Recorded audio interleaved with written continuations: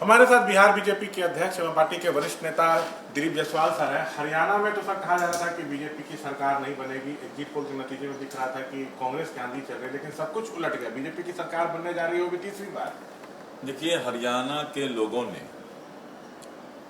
इस बात को समझा कि अगर भारतीय जनता पार्टी हरियाणा में नहीं आएगी तो माहौल हरियाणा का खराब होगा।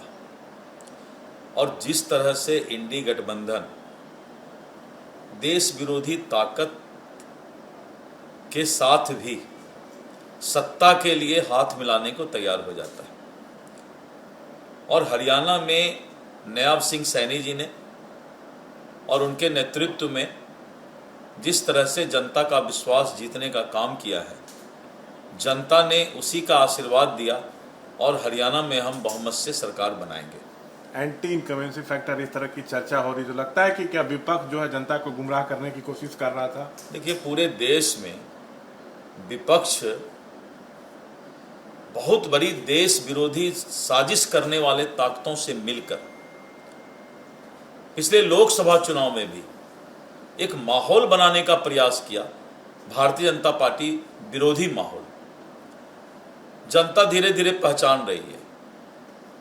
आज अगर लोकसभा चुनाव हो जाए तो आज हम उस डाटा को, उस जो टारगेट हमारा लक्ष्य था उसको पार कर जाएंगे। 400 पार जो हमारा टारगेट था उसको हम पार कर जाएंगे आज अगर लोकसभा हो जाए, क्योंकि बहुत ही गंदा माहौल और विशेष करके सोशल मीडिया के माध्यम से इंडी गठबंधन ने पूरे देश में जहर और विष पिलाने का काम किया था। तो आपको लगता है कि इस चुनाव में भी जो विधानसभा के हुए देश विरोधी ताकतों से मिलकर कांग्रेस माहौल खराब करने की कोशिश कर रही है? नहीं, आपने देखा नहीं कि जिस तरह से आपको चुनाव का रुझान दिखाया जा रहा था, ये सब उसी सोशल मीडिया का असर था।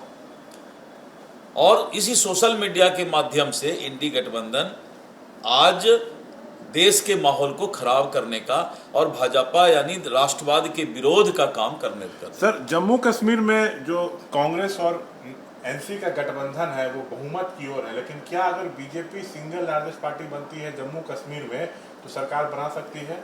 देखिए, जम्मू कश्मीर में जिस तरह से हमें सीट आया है, इस बात को तो बताता है कि जम्मू कश्मीर की जनता भारतीय जनता पार्टी को पसंद करती है। लेकिन हमारे अकलियत मुसलमान भाइयों के बीच कांग्रेस ने आज से नहीं, आज़ादी के समय से ही उनको डरा करके रखा है और उनके बीच एक ऐसा माहौल बना करके रखा है कि भारतीय जनता पार्टी हम अकलियत के विरोधी हैं।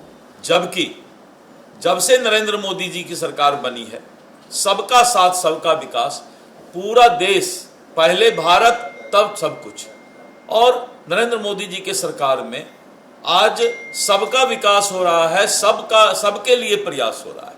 लेकिन जम्मू कश्मीर में भी उन लोगों ने इस तरह का माहौल बनाने का प्रयास किया, लेकिन जनता जवाब देगी, जनता जवाब देगी। आखिरी सवाल, ये जो नतीजे आ रहे हैं खास करके हरियाणा के, जहाँ कहा जा रहा था कि बीजेपी बुरी तरह हारेगी, लेकिन अब तो आपके पक्ष में नतीजे हैं, क्या ये बिहार की पार्टियों के भी मैसेज है, खास करके आरजेडी के लिए?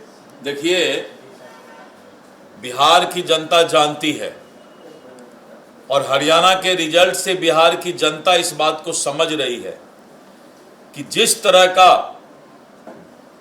डरावना माहौल और जिस तरह का जंगल राज लालू यादव जी के शासन में था, बिहार की जनता कभी भी उस माहौल को फिर से बिहार में लाना नहीं चाहेगी।